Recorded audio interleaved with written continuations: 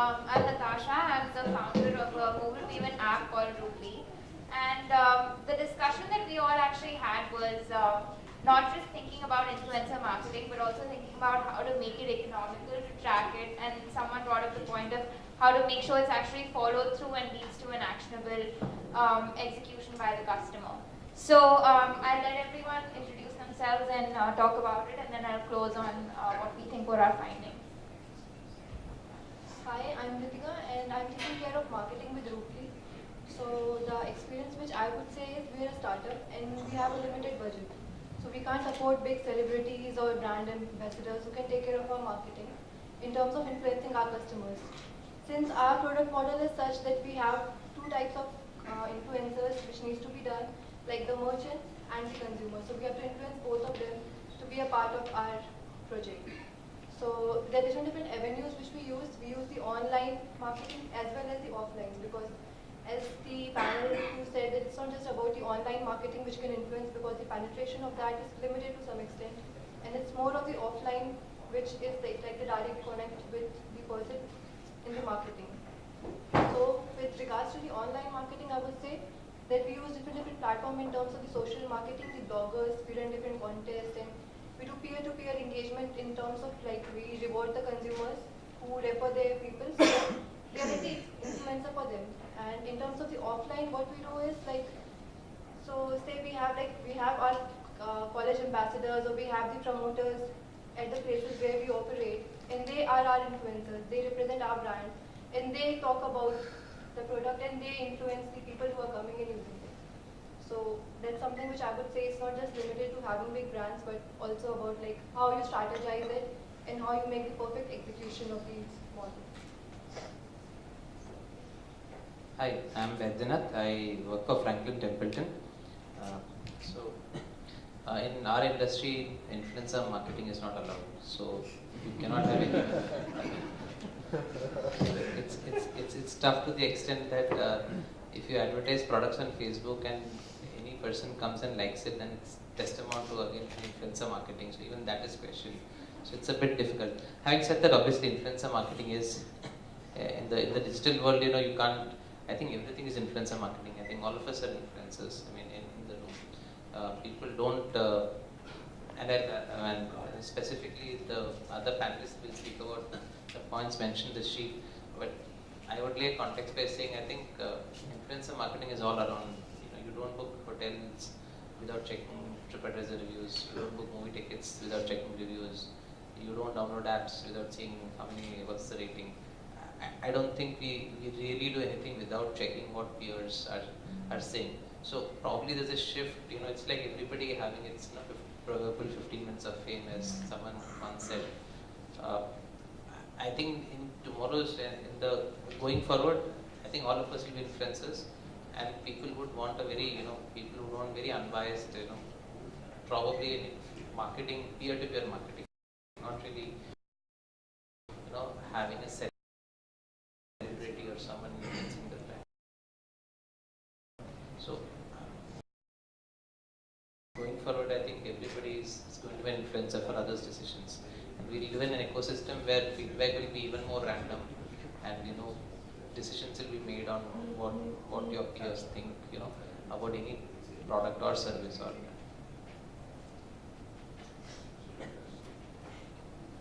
I am Siddharth. I head brand research communications. We are essentially a digital agency. Influencer marketing has been there for a while now, and it has various ways and means to it. For example, like as somebody mentioned earlier also, in fact the best part about being the last amongst the panel is that all of our points have already been covered by everybody here. But using celebrities as endorsers or for that tweet, a very good example which I would like to cite here would be Practo's example. Practo has been recently launched and funded, and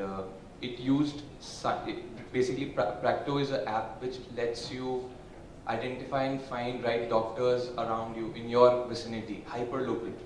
So when it launched the TVC campaign on Twitter,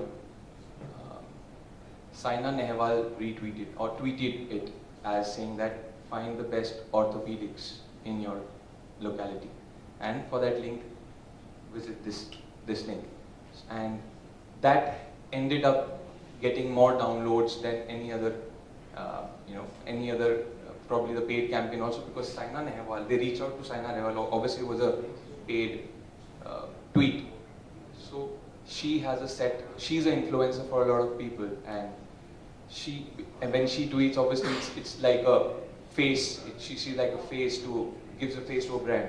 So if influencer marketing obviously has its objectives of, it could be then objective of how many impressions you get or how many downloads, website clicks. So basically, at the end of the day, it boils down to what your strategy is to do the right influencer marketing and what steps do you take. So, yeah, I'm Prashant. I head the business development function for Eden Red Excentive, and I come from loyalty and reward solutions industry, loyalty and direct marketing. So in loyalty, we design a lot of programs for various industry verticals for the influencers. And these influencers act as a brand ambassador, unsaid brand ambassador, very strong brand ambassador for the respective products. For example, an electrician serves as a very strong brand ambassador for, and influencer for electrical products for end consumers. People usually refer electricians for buying their household products. Similarly, a painter serves as a strong influencer and a brand ambassador for companies like Asian Paints and Aerolac, etc.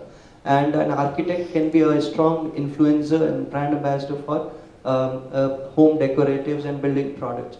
So influencer marketing is a very, very important aspect of direct marketing these days, and it really contributes to the sales volume for any organization. Hi, my name is Sudarshan and I'm founder of a company called bookmarkproducts.com. It's an online marketplace for furnishing for travel and for private remittances. We started about a year and a half ago, and we really didn't have much marketing plan. I'm a banker and we always had the customers on the counter.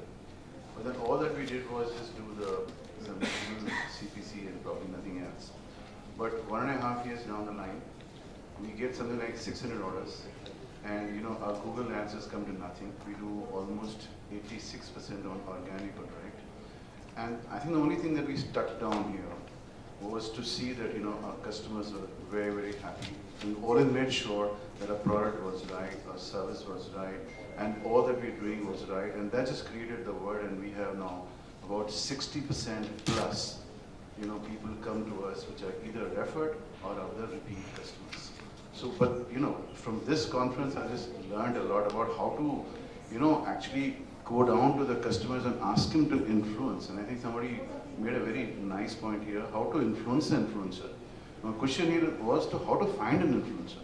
Because we have like thousands of customers, and to find out that, okay, this guy is going to influence, or we do this whole carpet bombing to reach out to everybody to try and see that everybody can influence. Who would influence and how do you influence? How to find the influencer and how to influence the person who's to influence. I think those are the answers I was actually trying to look at. I think I found some, and I think I'm on way to find out some more. But I think as far as we are concerned, I think our entire business, which probably in just about a year's time is over about 500 crores, is built on people who are influencing each other, or people who are just built on just word of mouth. So that's all I'm going to say. Thank you. Hi, I'm Siddharth. I'm the founder of a company called Shepherds. We provide a platform for app developers. Just to give you an example, Rovio Stars, the guys who developed Angry Birds, the Skyfunk app has been developed using our platform.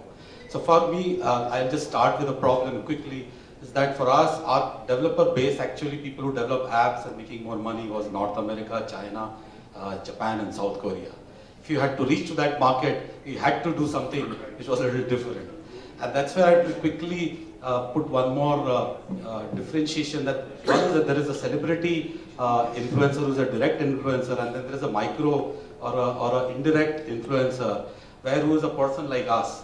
And that's very important for virality, where people who are like us, if they suggest something, you can relate with that person in a much better way. And that's when, if the hook is very good enough, you'll have a sustainable loop. Because if you do direct influencer marketing, it can be one-off thing. But how can you have a sustainable viral loop where influencers, one after another, start influencing each other, and suddenly one day you have 1 million downloads, and maybe after a week you have 10 million downloads. So to do a shameless plug-in, we provide a marketing automation platform for mobile and web, which allows people to do analytics, which is more diagnostic in nature or tells you the ailment. But the other is that how you can take action to increase that parameter, be it your virality coefficient or so on and so forth. So I think in today's new age world, just to close, it is very important. People today, even if you take app stores, everything is democratized. If somebody else has bought a casual game, if he has bought similar games, I would most likely download that game. It is not that somebody else has to tell me. That's why micro influencers are very, very important if one requires certain, what should I say? Great. So just to sum it up, I think we all spoke about influencers in different spheres, also celebrity influencing, but the main focus of our discussion was how do all of us become influencers, how do we look at peer-to-peer influencing, and especially when you don't have the budgets to spend on celebrity influencing, what do you do? And second is, how do you make your influencer campaign sustainable, and how do you track everything that you're doing? So, you know, a lot of the examples that we looked at were to create a peer-to-peer influencing campaign, such as a referral campaign, to be able to reward the person who is influencing and also the person who is being influenced, to create a long-term sustainable campaign to, you know, get the growth that we're all seeking to get at the end of this. So that's it from us.